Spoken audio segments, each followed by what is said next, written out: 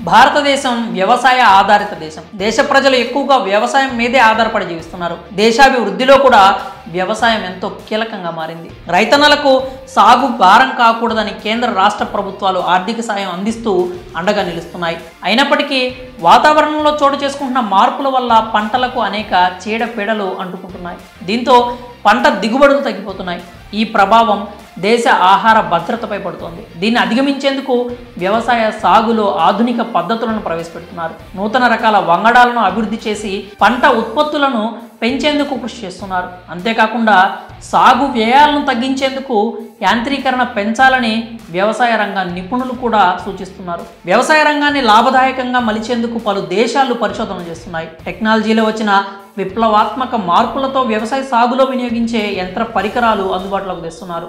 Data analytics, robotics, కృత్రిమ మేధ వంటి ఆధునిక సాంకేతికత ద్వారా పనిచేసే వ్యవసాయ పరికరాలు అందుబాటులోకి వస్తున్నాయి. దుక్కి దున్నడం మొదలుకొని పంట చేతికొచ్చే వరకు అనేక రకాల యంత్ర పరికరాలు అందుబాటులోకి వచ్చాయి. దీంతో సాగు వ్యయం తగ్గడంతో పాటు పంట దిగుబడులు కూడా పెరుగుతున్నాయి. విదేశాల్లో మాదిరే భారత్లో కూడా వ్యవసాయ సాగులో అనేక మార్పులు వచ్చాయి. రైతులు యంత్ర పరికరాలను విరివిగా వినియోగిస్తున్నారు. పంటలకు వచ్చే చీడపీడలను అరికట్టేందుకు పిచికారీ చేయడానికి అనేక రకాల స్ప్రేయర్స్ అందుబాటులో ఉన్నాయి. దీంతోపాటు డ్రోన్ల ద్వారా కూడా పిచికారీ చేసే వారి సంఖ్య పెరిగిపోయింది. అయితే ఈ డ్రోన్ల వినియోగంపై హైదరాబాద్కు చెందిన మారుత్ డ్రోన్స్ మహిళలకు ఉచితంగా శిక్షణ ఇచ్చేందుకు ముందుకొచ్చింది.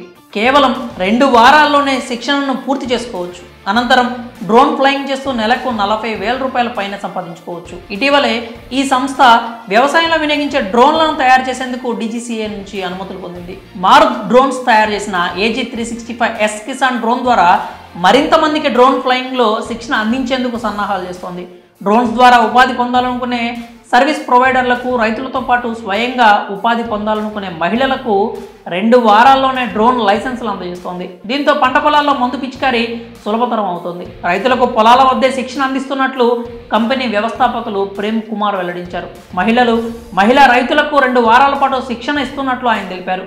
శిక్షణ పూర్తయిన మహిళలు, రైతులు రోజు డ్రోన్లను నడుపుతూ 1,500 రూపాయల వరకు సంపాదించే అవకాశం ఉన్నట్లు వివరించారు. డ్రోన్ కొనుగోలు చేయాలనుకునే రైతులకు తక్కువ వడ్డీకే 10 లక్షల వరకు, సర్వీస్ ప్రొవైడర్లకు 2 కోట్ల రూపాయల వరకు రుణాలు అందిస్తున్నారని చెప్పారు. కేంద్ర ప్రభుత్వం నుంచి 50 నుంచి 100% వరకు సబ్సిడీ కూడా లభించే అవకాశం ఉందని తెలిపారు. ఇక DGCA నిబంధనల ప్రకారం డ్రోన్ ఫ్లయింగ్ చేయాలనుకునే వారికి 18 ఏళ్ల వయసు, పాస్పోర్టు తప్పనిసరిగా ఉండాలి. దాదాపు 2 వారాల్లో ఫ్లయింగ్ ట్రైనింగ్ పొందిన తర్వాత ఇన్స్ట్రక్టర్లు సంబంధిత అధికారుల పర్యవేక్షణలో పరీక్షలు నిర్వహించిన అనంతరం 10 సంవత్సరాల వ్యవధి ఉన్న లైసెన్సులు జారీ చేస్తారు. మరి ఈ అద్భుతమైన అవకాశాన్ని సద్వినియోగం చేసుకోండి. పొలాల్లో పనిచేసే మహిళలకు ఈ కాన్సెప్ట్ ఎంతగానో ఉపయోగపడుతుంది. వారు గనక డ్రోన్ ఫ్లయింగ్లో ట్రైనింగ్ తీసుకుంటే కనుక నెలకు 40,000 పైన సంపాదించుకోవచ్చు.